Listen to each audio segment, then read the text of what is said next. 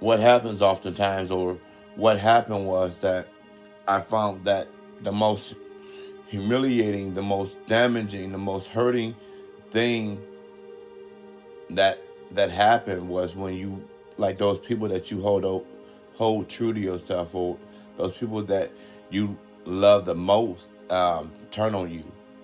You know, when I experienced that at 14 and I had family, when you think of, or like your perception of family is, family is supposed to be there and it's supposed to be that unconditional love, or they're supposed to love you no matter what. There's nothing that you could ever do, um, to have family like disown you or not love you. And so when that happened, and then the assault happened, and the assault took place, it was just like, if you can imagine, the most devastating thing that could ever happen. You know what I mean? You go from being a part of this, and social here and social there, and then my whole world felt like it just flipped and it turned upside down. And so, as a result, uh, I closed myself off. I closed myself off because it was just like the main people that I needed the most was the one that was behind it. The mo, the people that I wanted the most to come and hug me, or to make reassure me that everything was okay. I was left. I was left alone. I was abandoned, and I didn't have anyone to turn to. And so that went on for about like 6 to 8 months, and then after leaving that safe station, it was,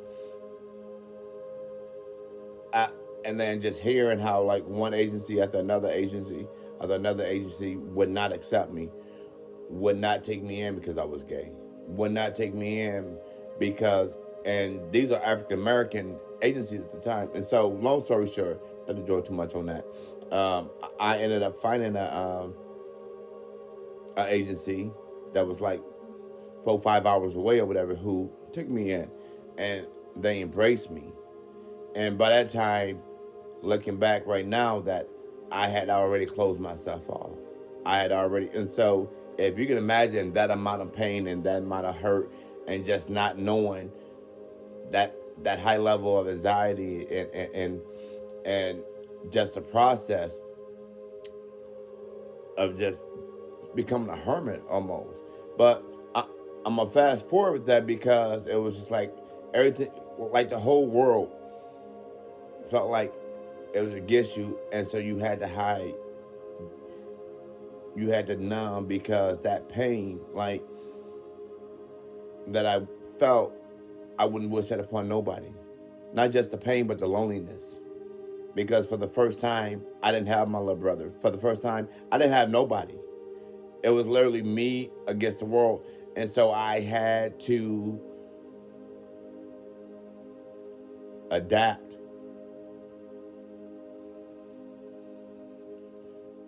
And so I found myself just rebelling.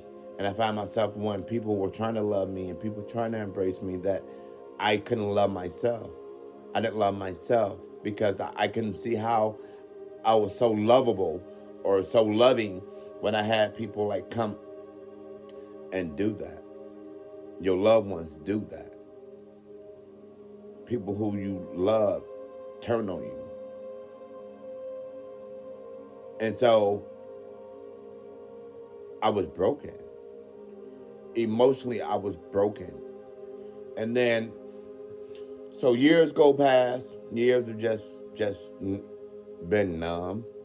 And then you just finally wake up one day, and like God showed me just, I remember talking to my grandfather when later, um, and I remember being in that hospital when he was sick, and I just remembered him like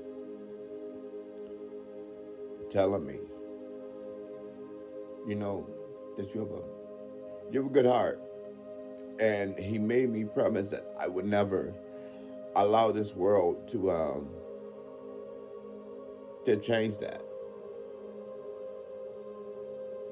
because I remember years before, when the situation happened, that he was there and we would talk,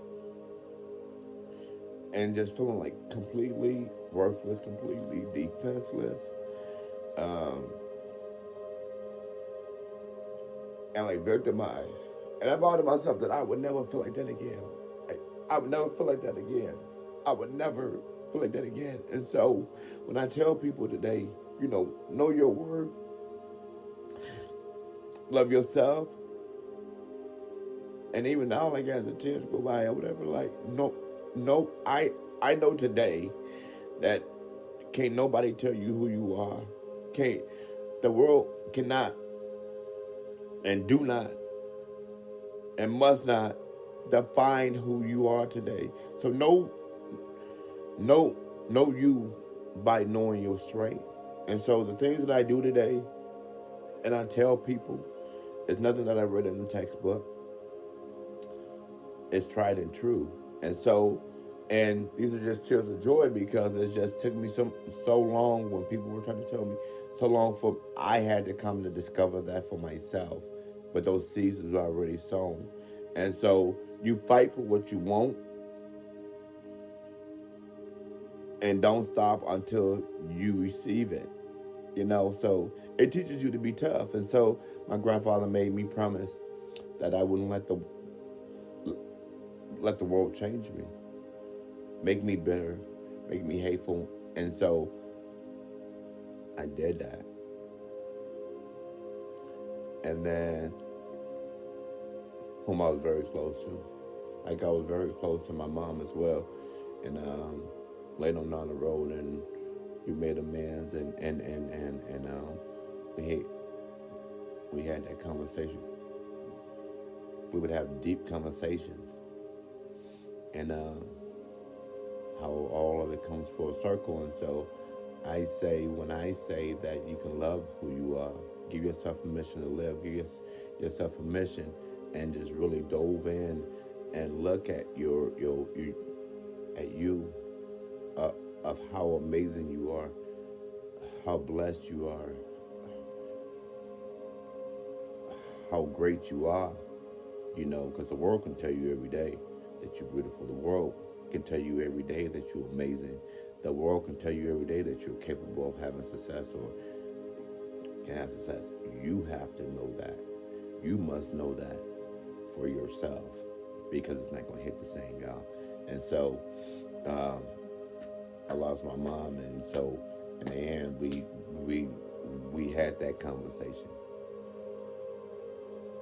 and so and it just really make you reevaluate it that you want to live your life to the fullest, man, because tomorrow's not promised. No matter what, you must live your life to the fullest each and every day, and you must love yourself. That's why God put us here, is to craft and develop our gifts and our tools and who we are, so that we can share it with the world. And so, Simple Love is here to exist and to help people feel their best, feel their greatest, so that they can live their best lives, so they can live their greatest lives. And dealing with those emotional scars, dealing with those emotions or walls, anything that is keeping you from achieving ultimate happiness and ultimate self-love, y'all. And I thank you for watching. There's more to come. And so that was just simply explaining that situation, like one of the most horrendous times in my life, and just through prayer, through people praying, um, learning to love yourself. That's the greatest love. And so I feel excellent today. I feel amazing today. And so give yourself permission to love you, because you are worthy to love. You are worthy to be loved. And just know that God only created one you. So share that. Share that with the world. Share that. That love, your hope, your energy. Share that with the world. That's the assignment that God sent each and every one of us here to do. With that, I thank you for watching. I love you. God love you. And remember that you are amazing. Keep going, y'all. Thank you.